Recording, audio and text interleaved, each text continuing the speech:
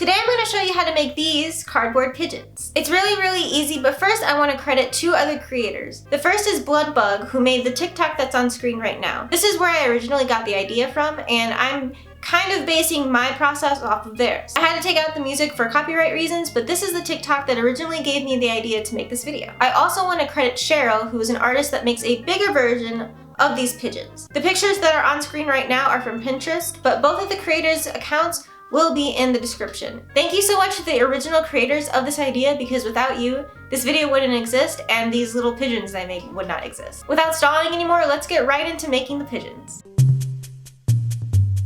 The supplies you're going to need are pretty simple, but let's go over them anyway. The first thing you're going to need is cardboard. Any thickness is okay for the cardboard, but the thinner it is, the easier it's going to be for you to cut.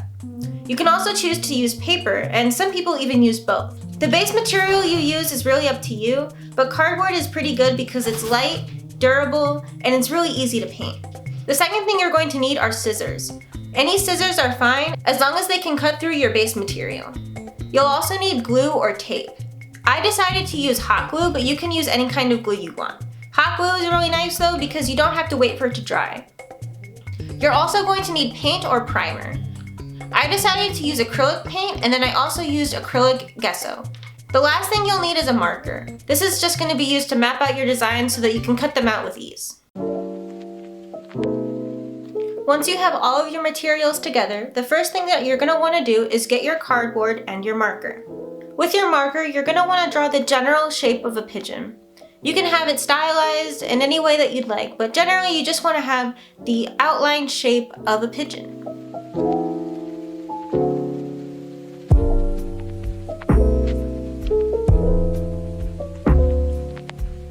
This is going to be the base to the rest of your design, so make sure that you're happy with it before you cut it out.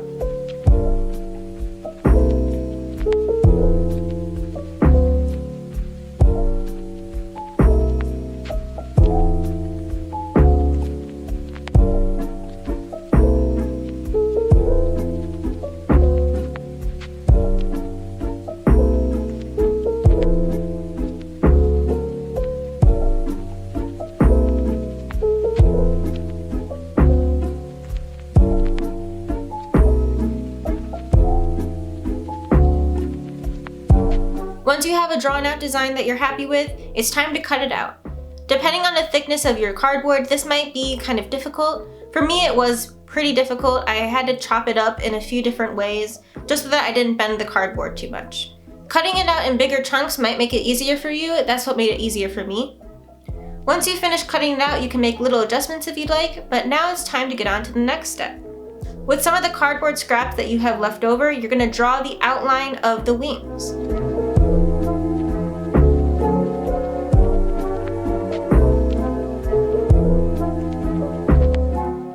Easier to figure out the size and shape that I wanted by holding the cardboard that I'm drawing on in front of my pigeon cutout.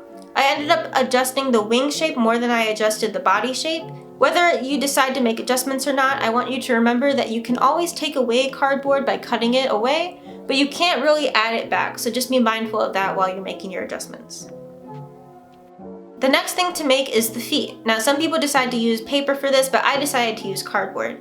You're just going to do the same thing that we did with the wings and the body. You're just going to draw out a little stencil, cut it out, and there you go.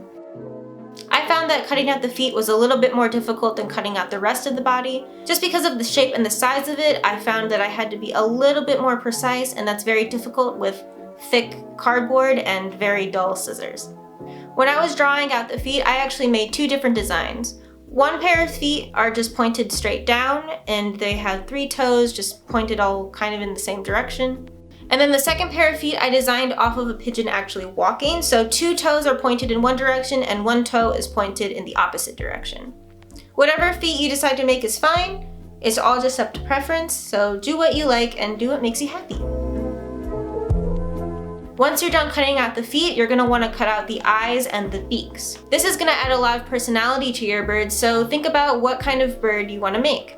I chose to give each of them pretty big eyes and pretty small beaks, but you can have them have very big beaks and very small eyes, very small eyes and very small beaks, very big beaks and very big eyes. It's really up to you, but the face of your bird is going to add a lot of personality, so I encourage you to play around with it.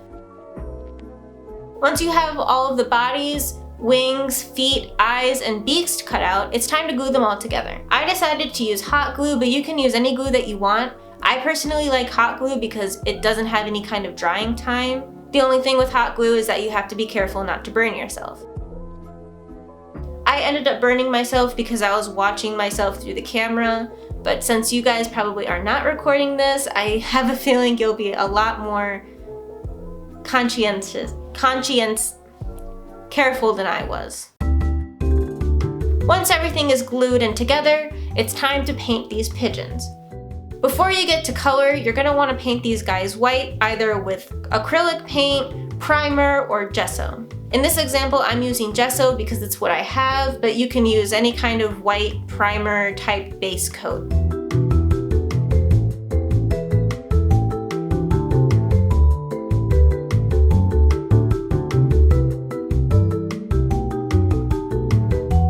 Some of you might be tempted to skip this step, but I really encourage you not to.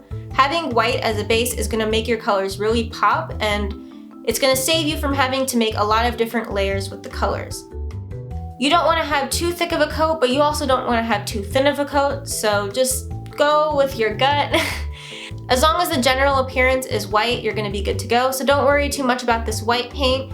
The next step is more important in terms of design. Once you've got these all painted up, you're going to want to set them to dry, and you're going to want to make sure that they dry completely. It's really important that you let them actually dry. The next step will be actually coloring them.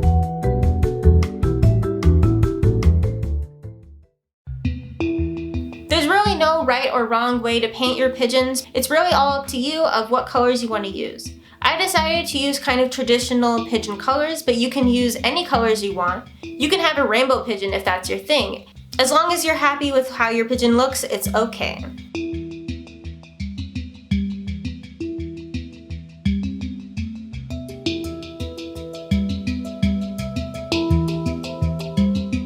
One thing I do suggest is having your coats dry between each layer. One mistake I made was not waiting for the colors to dry, so they kind of mixed weirdly, and I ended up having to paint over a lot of the work that I did. So really, by not waiting for the paint to dry, I just made it harder for myself.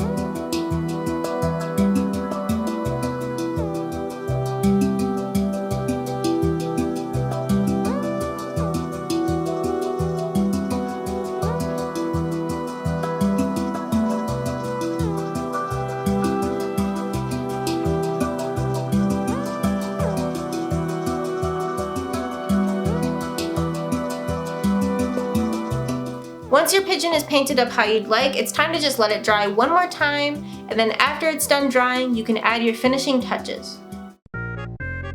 And there you go, your custom cardboard pigeon is complete.